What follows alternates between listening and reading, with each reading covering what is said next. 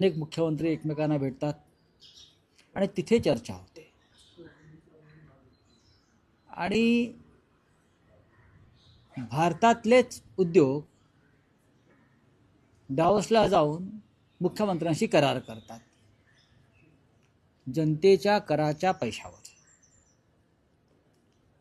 जायला हरकत नाही, पण जो फौजफाटा राज्यातून जातो स्वित्झर्लंडला, पंतप्रधानांनी त्याच्यावर लक्ष ठेवणं गरजेचं आहे की खरंच मध्य प्रदेशमध्ये गुंतवणूक येते आहे का, आंध्रमध्ये गुंतवणूक येते आहे का, इतक्या डावोसला फेऱ्या मारून वर्षानुवर्ष.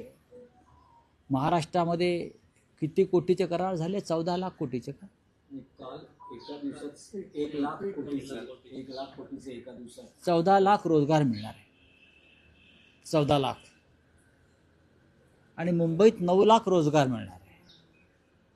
म्हणजे हे आकडे जे आहेत हे सुखावणारे आकडे आहेत राज्याच्या दृष्टीनं. पण जेव्हा जेव्हा मुख्यमंत्री आपले दावोसला गेले, मग फडणवीस असेल किंवा अन्य कोणी असतील, तेव्हा हेच आकडे येतात. 14-15 लाख रोजगार मिळणार, 15-16 लाख कोटीचं गुंतवणूक येणार. करार कोणाबरोबर झाले? GSW, ज्याचं मुख्यालय मुंबईच्या BKC मध्ये आहे. लोढा, ज्यांचं संपूर्ण हेडक्वार्टर मुंबईमध्ये आहे. पंचशील, मला कोणतरी म्हटलं सत्यजित तांबे यांची एक कंपनी आहे संगमनेरला, त्या कंपनीचा करारसुद्धा डावोसला झाला असं मी वाचलं. हे फार गमतीशीर आहे. मग महाराष्ट्रात करार करा ना, महाराष्ट्रात करार करा. तुम्ही या देशातल्याच कंपन्यांशी करार डावोसला जाऊन करणार असाल आणि त्याचे फोटो झळकावत असणार सर्वत्र, जगामध्ये हसं होतं असं अनेक तज्ज्ञांचं म्हणणं आहे. मी वाचलं मगाशी की भारताचं जगामध्ये हसं होतं अशा प्रकारे. आकडे कशाला फुगवून सांगताय? 1000 कोटीचे गुंतवणूक खरोखर आली असू दे, 1000 कोटीच सांगा. आतापर्यंत तुम्ही गेल्या 5 वर्षामध्ये डावोसला किती वेळा गेला? प्रत्येक वर्षाला जाता. हे जर आकडे 5 वर्षातले पाहिले तर जवळजवळ 75 लाख कोटीच्या वर आकडे जातात. दाखवा गुंतवणूक कुठे आहे ती, आणि तुमच्या दौऱ्यांवर किती खर्च होतोय तेही या देशाला किंवा राज्याला दाखवा. हे मी सर्व राज्यांविषयी सांगते. महाराष्ट्र प्रमुख आहे राज्य. ज्या गोष्टी तुम्ही मुंबईत बसून करू शकताय त्यासाठी अशा प्रकारे पंचतारांकित पिकनिक करण्याची गरज नाही. हे जर आकडे खरे असतील तर मी स्वागत करतो. जे आकडे दिले जात आहेत ते खरे असतील तर मी स्वागत करतो. मुंबईमध्ये 9 लाख रोजगार निर्माण होणार आहे, तर कोणत्या माध्यमातून होणार? कोणता उद्योग मुंबईत कोणत्या जागेवरती येणार? गौतम अडाणी जे धारावी घेत आहेत अख्खी आणि मुंबईचे अख्खे भूखंड घेत आहेत, ते 5000 रोजगार देऊ शकत नाही आहेत माझ्या माहितीप्रमाणे. तर हा 9-9.5 लाख रोजगाराचा आकडा आला कुठून? जनतेला फसवू नका आणि जनतेची तिजोरी लुटू नका, एवढंच मला या दावोसच्या निमित्तानं सांगायचं.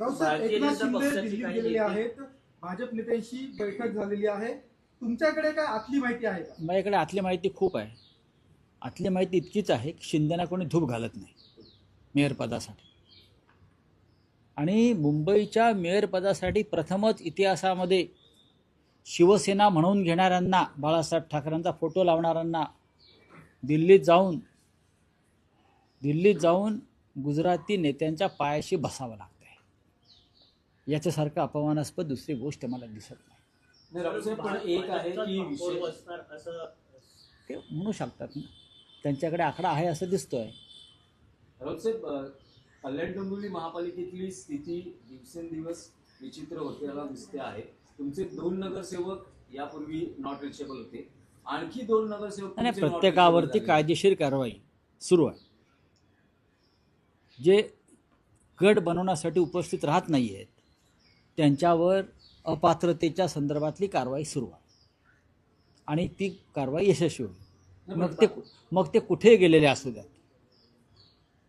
जर ते मशालीवर निवडून आलेले आहेत आणि पक्षाची आचारसंहिता पाळत नसतील, निवडणूक आयोगाचे नियम पाळत नसतील, तर त्यांच्यावर कारवाई केली जाईल. नाही, पण रावसाहेब, मनसेचा असा दावा आहे की ते आमचे पदाधिकारी आहेत, निवडून आले आहेत मशाल चिन्ह, मग आले ना. आणि जी माहिती मिळते की ते मनसेकडे आहे.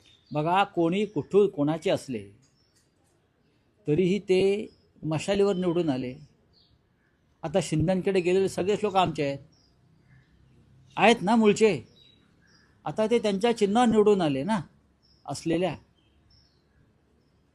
भाजपमध्ये अर्धे काँग्रेसचे लोक आहेत किंवा राष्ट्रवादीचे लोक आहेत. आता ते त्यांच्या चिन्हावर निवडून आले म्हणून शरद पवार त्यांना परत आपल्याकडे बोलवणार आहेत का? असं होत नाही. काही गोष्टी या नैतिकतेला आणि नीतिमत्तेला आणि कायद्याला धरूनच करायच्या असतात. ते डिस्क्वालिफाय होतील. बाळासाहेबांची जन्मशताब्दी वर्ष असल्यामुळे सुरुवातीचे 1 वर्ष का होईना आम्हाला महापौर पद द्या अशा प्रकारची मागणी शिंदे सेनेचे नेते हे भाजपसोबत करणार. करू द्या ना त्यांना हक्क आहे करण्याचा. अमित शहाचा पक्ष आहे. अमित शहाच्या पक्षाने मागणी केली तर ती मागणी पुरवली जाते काय पाहावं लागेल ना. पण त्यांना सारखं हात पसरावे लागतात, झोळी पसरावी लागते. हे महाराष्ट्र बघतो आहे. रावसाहेब, बाळासाहेबांचं नाव घेऊ नका. बाळासाहेबांच्या शताब्दीशी तुमचा काही संबंध नाही. लक्षात घ्या. तुम्ही भाजपचं शेण खाल्लेलं आहे गद्दारी करून. तर त्या तोंडानं तुम्ही बाळासाहेबांचं नाव घेऊ नका, एवढंच मी सांगेन. महाराष्ट्रातल्या भाजपच्या काही नेत्यांनी जेव्हा काल ते दिल्लीत गेले होते त्यांनी दिल्लीतल्या भाजपच्या नेत्यांनी तक्रार केली की शिंदे यांनी जास्त जागा लढवल्या त्यामुळे आपल्या जागा देखील आल्या नाही, त्यामुळे तक्रार केल्याचं समजतंय भाजपच्या महाराष्ट्रात नेत्यांनी तिचं वर्ष. अरे त्याच्यावरती मी कसं काय मत व्यक्त करू? हा त्यांचा पक्षाचा अंतर्गत प्रश्न आहे. रावसाहेब, काल राज ठाकरेंची तुम्ही भेट घेतली. परवा बाळासाहेबांचं जन्मशताब्दी वर्ष आहे, त्यांना त्या कार्यक्रमाला तुम्ही आमंत्रित केलं आहे. राज ठाकरे येणार आहेत का, आणि कार्यक्रमाचं काही स्वरूप ठरलंय? सन्माननीय राज ठाकरे यांच्यासह त्यांच्या पक्षाच्या सर्व प्रमुख पदाधिकाऱ्यांना, कार्यकर्त्यांना आम्ही आमंत्रित केलेलं आहे आणि ते नक्की येतील. त्यांची थोडी प्रकृती बरी नाही गेल्या काही दिवसापासून. सुधारते आहे, मी काल पाहिलं. आणि शिवसेना प्रमुख म्हणजे बाळासाहेब ठाकरेंच्या जन्मशताब्दीच्या कार्यक्रमात माननीय उद्धव ठाकरे आणि माननीय राज ठाकरे उपस्थित राहतील. सुप्रीम कोर्टाच्या सुनावणीकडे देशाचं लक्ष लागून आहे. या सुनावणीनंतर असं वाटतं की महाराष्ट्रामध्ये गणित बदलतील. नाही, गणित नाही बदलणार, पण चित्र बदलेल. पालघरमध्ये कम्युनिस्ट पक्षाने मोठा मोर्चा काढला. वाढवण बंदराविरोधात अनेक जे स्थानिक भूमिपुत्र आहेत ते आक्रमक झाले. काल मोठा मोर्चा निघाला, जिल्हाधिकारी कार्यालयात हा मोर्चा निघाला होता. काय सांगाल या संदर्भात? हा अत्यंत महत्त्वाचा विषय आहे. हा भूमिपुत्रांच्या हक्काचा विषय आहे. त्यांच्या जमिनी, जमीन, जंगल, पाणी, समुद्र हे वाचवण्यासाठी ही लढाई त्यांची सुरू आहे. पालघरमध्ये गुजराती बोर्ड लागायला लागले का? आदिवासींना काय मराठी वाचता येत नाही? जे आदिवासी काल रस्त्यावर उतरले होते त्यांनी काय मराठीशी शत्रुत्व घेतलं? त्यांची भाषा मराठी आहे. ही लढाई त्या आक्रमणाविरुद्ध सांस्कृतिक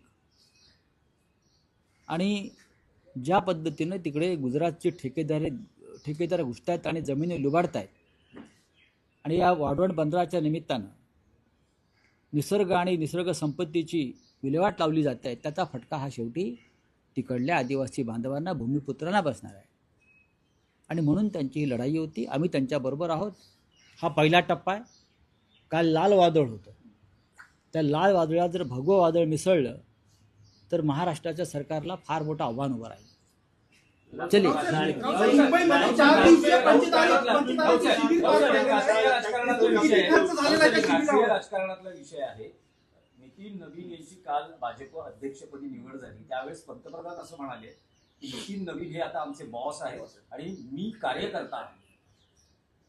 कधी काळी ते प्रधान सेवक होतात, पण प्रधान सेवकासारखे वागत नाहीत. 10 लाखाचा सूट घालतात, 25 लाखाचा गॉगल घालतात, 15 लाखाचा पेन लावतात, विशेष विमानानं पंचतारांकित सुविधांसह जगभरात फिरतात. प्रधान सेवक जो असतो, जनसेवक, असं वागत नाही. त्याच्यामुळे ही बोलाचाच भात आणि बोलाचीच कडी. नितीन नवीन हे अध्यक्ष जरूर झाले,